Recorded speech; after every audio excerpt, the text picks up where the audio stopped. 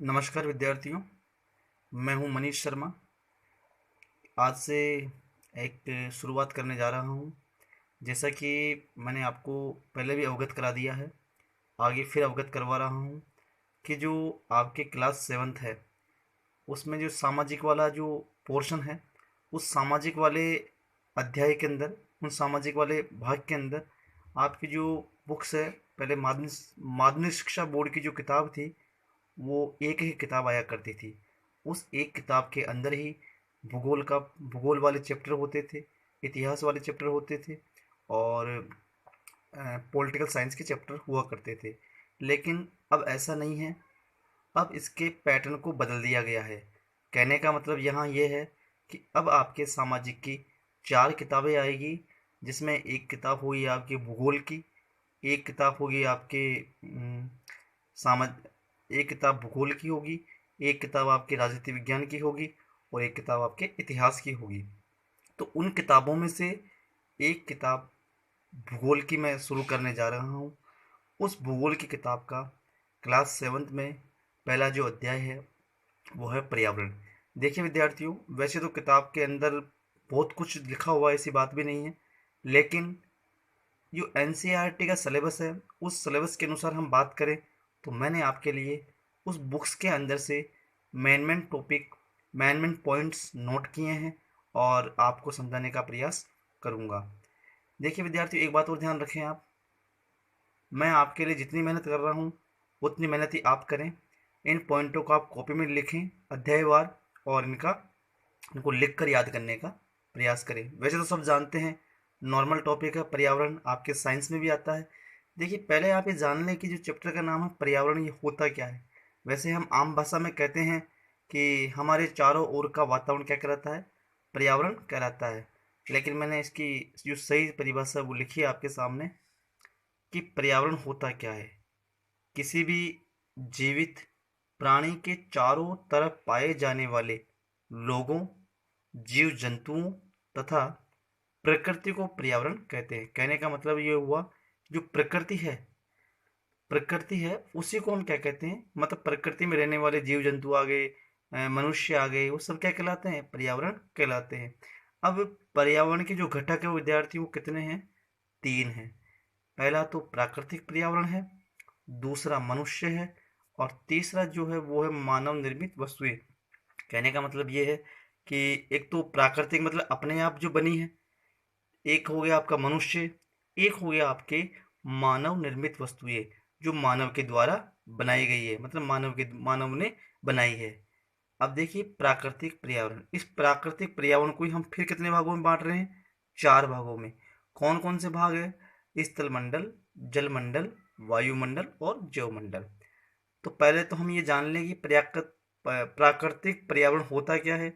भूमि, जल, वायु, पेड़ पौधे, जीव जंतु मिलकर क्या करते हैं, प्राकृतिक पर्यावरण का प्राकृतिक पर्यावरण को बनाते हैं। यहाँ इसका मतलब ये हुआ कि जो प्राकृतिक मतलब, कहने का मतलब ये हुआ यहाँ पर कि ये सब क्या है, प्रकृति के दिए हुए उपहार हैं हमें। कि भूमि को किसने नहीं बनाया, पानी को किसने नहीं बनाया, वायु को नहीं बनाया, ये सब क्या है, प्रकृति के दिए हुए उपहार है। आगे बात करते हैं, जैसा कि मैंने आपको बताया अभी कि 4 प्राकृतिक पर्यावरण के 4 भाग हैं, स्थलमंडल, जलमंडल, वायुमंडल और जैवमंडल भी प्राकृतिक पर्यावरण के हिस्से हैं। अब बात करते हैं पहले विद्यार्थियों कि स्थलमंडल क्या होता है। वैसे सब जानते हैं कि हम जहाँ रहते हैं, हमारी पृथ्वी है, वही क्या है, स्थलमंडल। हालांकि थोड़ा मैंने समझाया भी आपको यहाँ पर देखना कि ये जो जो वी शेप बनाया है मैंने, कि जो हिस्सा है ये यहाँ आपके भूप्रटी है, भूप्रपट्टी है, ये भूप्रपट्टी ही क्या है, आपका स्थलमंडल है। ये जो बनाया है मैंने हिस्सा, ये आपका स्थलमंडल का ही है। आगे की बात करते हैं कि स्थलमंडल होता क्या है। वैसे तो जो सारे महाद्वीप है, हमारे 7 महाद्वीप है, हम जब आगे चर्चा करेंगे उनके बारे में, तो वो 7 महाद्वीप ही किस में आते हैं, स्थलमंडल में आते हैं। लेकिन आप यहाँ क्लास सेवन्थ के बच्चे हैं तो इसके हिसाब से बता रहा हूँ मैं आपको यहाँ कि पृथ्वी की सबसे ऊपर ठोस परत को ही क्या कहते हैं, स्थलमंडल कहते हैं। जैसा कि मैंने बताया आपको कि ये ठोस परत है, भूप्रपट्टी, यही क्या है, स्थल मंडल है वह क्षेत्र जो हमें वन, कृषि के लिए भूमि, निवास के लिए भूमि और खनिज संसाधन प्रदान करता है, वो क्या है हमारा स्थल मंडल।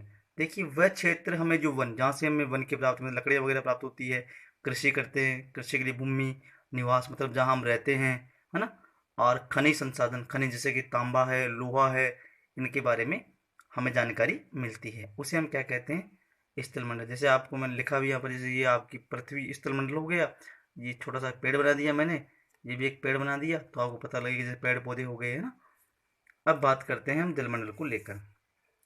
जलमंडल नाम से क्लियर हो रहा है वैसे तो कि जल के क्षेत्र को क्या कहते हैं, जलमंडल।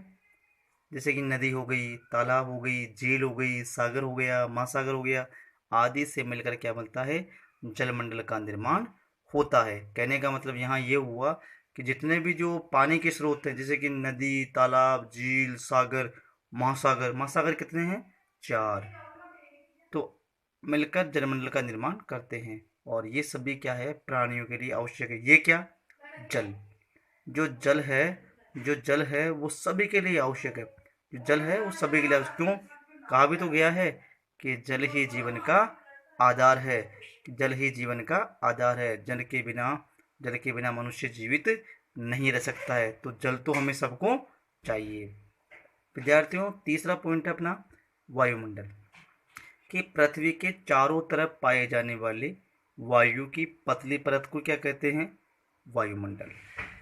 यहाँ बात ध्यान रखना, वैसे तो वायुमंडल से क्लियर हो रहा है कि इसमें जो गैस की गैसें पाई जाती है, कि पृथ्वी का गुरुत्वाकर्षण बल अपने चारों ओर, पृथ्वी का गुरुत्वाकर्षण बल अपने चारों ओर की वायुमंडल को थामे रखता है। मैंने आपको समझाया अभी, जैसे ये पृथ्वी है, इसके चारों ओर जो ये वायुमंडल की जो वायु है बनी हुई है, तो ये गुरुत्वाकर्षण के कारण, वैसे तो ये उड़ नहीं जाएगा, ये गुरुत्वाकर्षण के कारण इससे क्या है, चिपकी हुई है। पृथ्वी का गुरुत्वाकर्षण बल अपने चारों ओर के वायुमंडल क्या है, थामी हुई है, मतलब थामना का मतलब यहाँ पर हो गया रोके हुए है। शब्दों का फेरबदल लिखने में आ जाता है कभी कभी। वायुमंडल में अनेक गैसें, धूलकण और जलवाष्प पाए जाते हैं। आपने कभी सुना होगा कि आकाश का रंग नीला क्यों दिखाई देता है, वो धूलकण के कारण दिखाई देता है। जैसे कि हम आगे प्रकाश वाला पाठ पढ़ेंगे ना, तब उसमें और जानेंगे कि आकाश का रंग नीला क्यों दिखाई देता है। ठीक है विद्यार्थियों, इनके बारे में। और गैसें कौन सी हो गई, जैसे कि आपकी नाइट्रोजन है, सर्वाधिक गैस पाई जाती है, ऑक्सीजन उसके बाद में CO2 है, मतलब कार्बन डाइऑक्साइड है, उसके बाद में ऑर्गन है, इत्यादि गैसें पाई जाती है। इसके बाद है कि वायुमंडल सूर्य से आने वाली भीषण गर्मी से हमारी रक्षा करता है। भीषण मतलब तेज गर्मी, कि जो वायुमंडल है वो सूर्य से तेज गर्मी आती है, उनसे हमारी रक्षा करता है।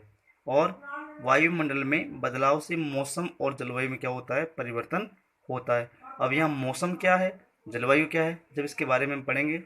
थोड़ा सा बता देता हूँ मैं आपको यहाँ पर कि मौसम एक अल्पावधि है, मतलब अल्प समय के लिए होता है, और जलवायु क्या होती है, एक दीर्घ समय के लिए, मतलब लंबे समय के लिए होती है। चलिए आगे चलते हैं हम। ये देखिए मैंने आपको बनाया अभी, ये थोड़ा सा पेज हट गया यहाँ से। जैवमंडल, पॉइंट नंबर 4 आपका जैवमंडल, कि वह संकीर्ण क्षेत्र जहाँ पर जल, वायु तथा स्थल मिलकर जीवन को संभव बनाते हैं, उसे क्या कहते हैं, जैवमंडल। कहने का मतलब क्या हुआ, जैवमंडल क्या होता है, स्थल मंडल, ये स्थल मंडल बना दिया मैंने यहाँ पर, देखा आपने, ये पेड़ बना दिए।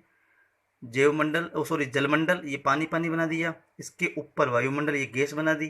ठीक है, तो इन तीनों को मिलाकर, तीनों को किसको, स्थलमंडल, जलमंडल और वायुमंडल, तीनों को मिलाकर क्या बनता है प्यारे विद्यार्थियों, जैवमंडल का निर्माण होता है। आगे बात करते हैं परितंत्र। क्या होता है परितंत्र, परितंत्र का मतलब यह है कि एक जीव दूसरे जीव पर निर्भर होता है। जैसे मान लीजिए कोई घास है, घास को बकरी खा जाती है, तो बकरी को शेर खा जाता है। तो पारितंत्र होता है वह तंत्र जिसमें समस्त जीवधारी आपस में तथा प्रकृति के भौतिक व रासायनिक घटकों पर निर्भर रहते हैं, वह क्या कहलाता है, पारितंत्र कहलाता है। मानव अपने पर्यावरण में परिवर्तन क्यों करता है, ये सवाल है, एक प्रश्न है, एक तरीके से ये प्रश्न पूछ रहा है हमारे से कि मानव अपने पर्यावरण में परिवर्तन क्यों करता है।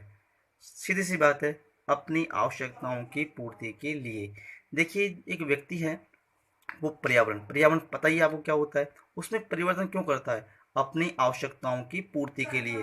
उसको अपनी आवश्यकताएं पूरी करनी होती है। जैसे मान लीजिए मेन आवश्यकता है उसकी भोजन, वस्त्र, आवास, इसलिए वो परिवर्तन करता है। एक फैक्ट ये बता रहा हूँ मैं आपको यहाँ पर, विश्व पर्यावरण दिवस कब मनाया जाता है? 5 जून को।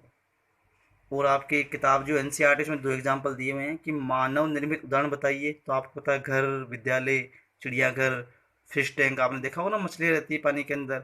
और प्राकृतिक पर्यावरण, जैसे कि अपने आप जो बने हैं, तालाब है, जंगल है, वन है, इत्यादि। वैसे तो बहुत सारी चीज़ें हैं। तो विद्यार्थियों, मैं उम्मीद करता हूँ कि आपको जो वीडियो है पसंद आया होगा। तो वीडियो पसंद आए तो आप सब्सक्राइब करें चैनल को, और ताकि आपको आगे आने वाला नोटिफिकेशन जल्दी से प्राप्त हो। ठीक है विद्यार्थियों, और कमेंट भी करें, ताकि मान लो मुझे, आपके कमेंट से क्या होता है, हमें मोटिवेशन मिलता है। मोटिवेशन मिलता है क्योंकि मोटिवेशन बहुत ज़रूरी है। तो हम क्या सोचते हैं कि हाँ, ताकि हमने अच्छा बनाया है, अच्छा पढ़ाने की प्रयास कर रहे हैं, फिर भी कोई कोई आपको समझ में नहीं आई हो कोई बात, तो आप उसको कमेंट कर दें। उसको हम कमेंट में देखकर जो नेक्स्ट वीडियो अपलोड करेंगे, उसमें उस कमेंट का जवाब दे देंगे। तो मिलते हैं विद्यार्थियों एक नए टॉपिक के साथ। जय हिंद, जय भारत, जय राजस्थान। धन्यवाद।